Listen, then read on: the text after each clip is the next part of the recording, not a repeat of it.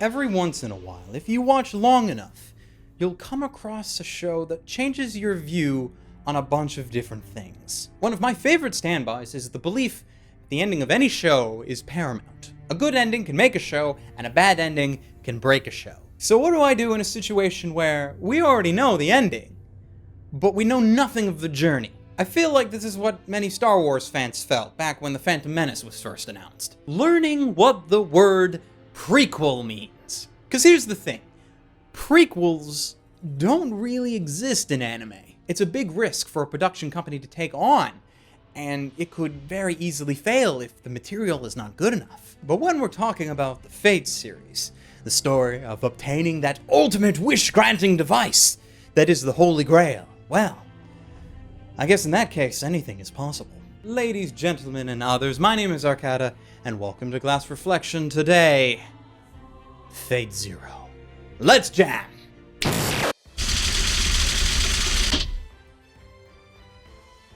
In a very basic sense, the setting and story of this show is very similar to the original Fate Stay Night. The Grail War takes place once again in the city of Fuyuki, and also has the main participants representing the three founding families, as well as the other interested parties looking to obtain the Grail. The main difference between this and the story of Fate Stay Night is that the vast majority of Masters are not teenagers, and also that if you were interested in the Fate series at all before watching this, the ending should already be known to you.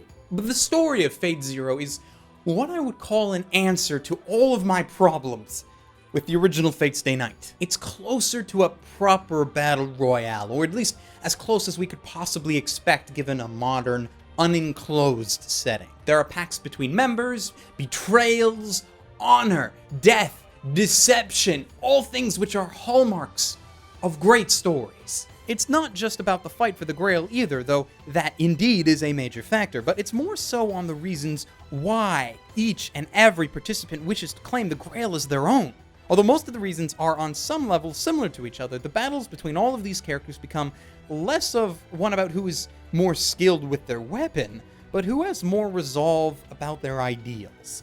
Because of this, however, I almost feel like calling it a battle royale isn't really the best way to go, because it's not really an apt description of it. While the fantastical fights between all the servants are many and absolutely gorgeous in appearance, from a plot perspective they're a little more than spectacle, as the intrigue of the series is what truly decides everything.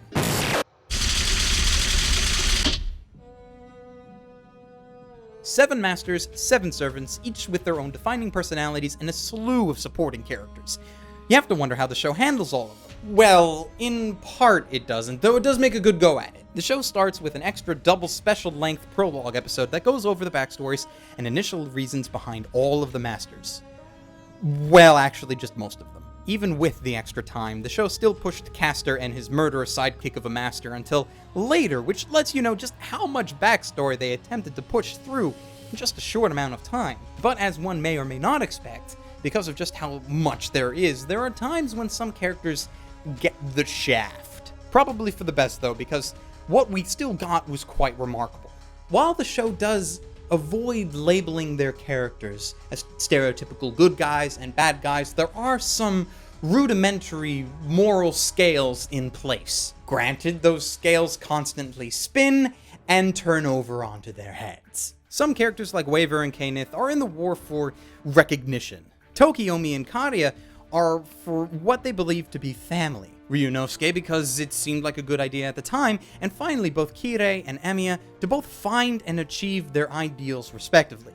Emiya is the closest thing we have to a main character, and also turns out to be one of the more interesting ones. He acts on a very Vulcan, emotionless belief that the needs of the many outweigh the needs of the few, and to a lesser extent, the ends justify the means. He would willingly kill 100 people if it meant saving the lives of 200, and acts in this war as one of the more ruthless players, taking the most effective and direct way to reach his goal.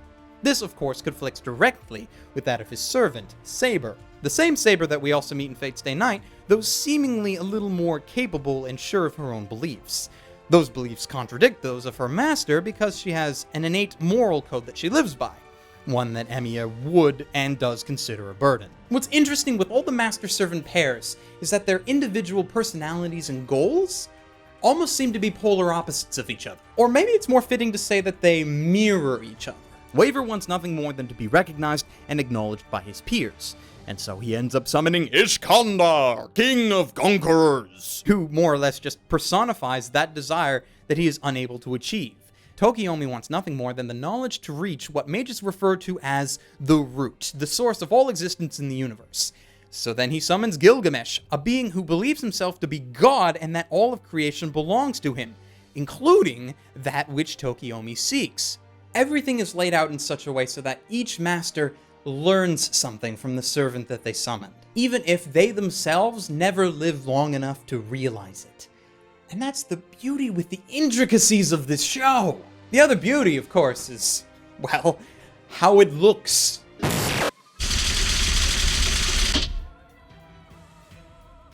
This should be quick, because really there's not much I can say about the animation designs of Fate Zero other than how amazing I think they are. It's the kind of show where more or less every single frame of animation is beautiful enough to print out and display on your wall. Now, I won't say that it's the best animation that I have ever borne witness to, mainly because I still believe theatrical films, at least several of them, have it beat. But it is most definitely the best looking series that I have watched to date, as it fills up all 25 episodes wonderfully, with little dip in quality. Oddly enough, the soundtrack is the point where I end up being a little disappointed. Prior to when Fate Zero originally aired in Japan, Yuki Kajira was one of my favorite composers. Like her work in Dot Hack, Madoka, the other Type Moon adaptation, Garden of Sinners, brilliant stuff. But the more I listen to the soundtrack of Fate Zero, the more I realize I'm just not feeling it. To me, I feel like the music of a show should do more than just complement a series. It should add to a series with its own personality, as long as that personality does not conflict with the show itself. Here, though, I can't pin down anything truly remarkable. Sure, it's epic in scale, and it does keep up with the show in that regard, and so forth, but while it may surpass the musical quality of, say, Kenji Kawai's music from the original Fate Stay Night, I feel like it doesn't add the same sort of personality that soundtrack did. And this is really interesting to me, considering I complained that the Kawai soundtrack didn't have enough flair and personality to it when I reviewed Fate Stay Night a while back. So that should say something here. It's almost like Kajira's music is starting to become more complacent. It's like it's found its style and is unwilling to experiment beyond it, which is why I feel like this soundtrack is almost identical in tone to other things she's done recently, like Sword Art Online, and even going back so far as Garden of Sinners. They just feel identical in tone, but hey, I'm not a music major, so maybe I'm just finding fault here where there isn't any. That is totally possible. Now, for the dub versus sub debate, I am rather torn. Like, on the one hand, I feel like the voices in the dub just fit the characters better. A lot of the characters are not Japanese, so it makes sense that most of them speak English, at least to an extent. On the other hand, with Saber receiving her third English voice actress following the original Fate Stay Night dub and the dub for the Unlimited Blade Works film, I still feel like the Japanese Saber is better. Maybe it's the more formal nature of Japanese culture that just comes out in her voice, which just gels with the character better for some other such reason, but I just prefer it. Now, that is not to say that Kari Walgren did a bad job. Oh no, hell no. I don't think there is a single disappointing matchup in the entire cast, except for maybe the children characters, but those are just hard to nail right anyway, so that's hardly a mark against it. So really, it just comes down to your own personal taste, as I can't recommend one over the other.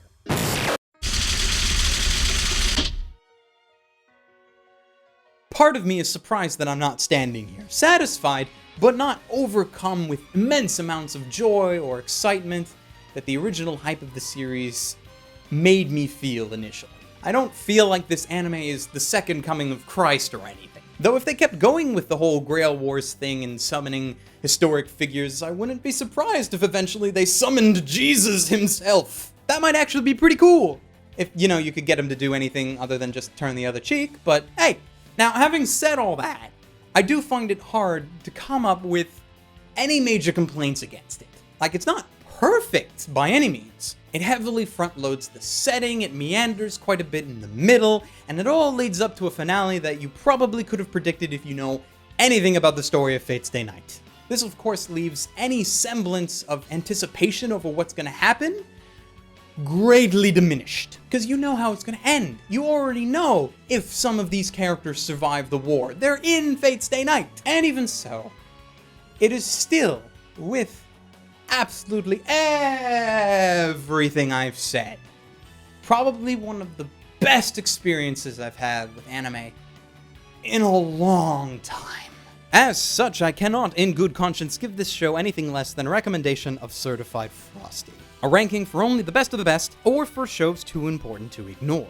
Fate Zero is a masterpiece of work, combining the animation production behind the equally masterful Garden of Sinners film series with the writing of Gen Urobuchi and the universe of Kinoko Nasu, whose name I probably mispronounced. If you haven't watched it for whatever reason, go ahead and fix that, because it is truly worth your time. Speaking of time, at the time of this video, Fate Zero has been licensed and is available on both Blu-ray and DVD from Aniplex. Be forewarned though, the Blu-ray release is either expensive or grossly expensive, depending on if you're getting the localized release or the imported version. As much as Fate Zero is extremely beautiful and could only benefit from being watched on Blu-ray, it's up to your own discretion if you think $300 is worth it. You may also just decide to stream it legally on Crunchyroll, and if you so choose, that's an entirely free thing you can do, as doing that does not require to be part of Crunchyroll's premium service, though if you did go to crunchyroll.com/glassreflection, you could sign up for a free trial of it! Shameless plug. For alternate anime recommendations, there is Future Diary, if you desire another version of an equally dark kind of battle royale anime, and one that is far more suited to being called a battle royale, I might add. I would also, of course, recommend The Garden of Sinners, a film series that is one of my favorite pieces of anime and contains the same amount of visual quality that Fate Zero does. You should watch it as soon as you can if you have not already done so, and between both of those, I hope that you find something to your liking. And that's it from me. Please subscribe if you enjoyed the video, follow me on Twitter if you feel so inclined, and hey, if you like what I do here and feel like helping out, please consider going and checking out my Patreon page, and if you feel it within your heart, also consider donating. A very special thanks to everyone who donated ever by this point. I would be giving out a very specific shout out, but I have run out of them for the month of November because I did this whole Review Week of Awesome thing, and I gave you all individual shout outs because you were all individually amazing, so this is just one big giant thank you, because you guys are amazing. Seriously. And until next time, ladies, gentlemen, and others, stay frosty.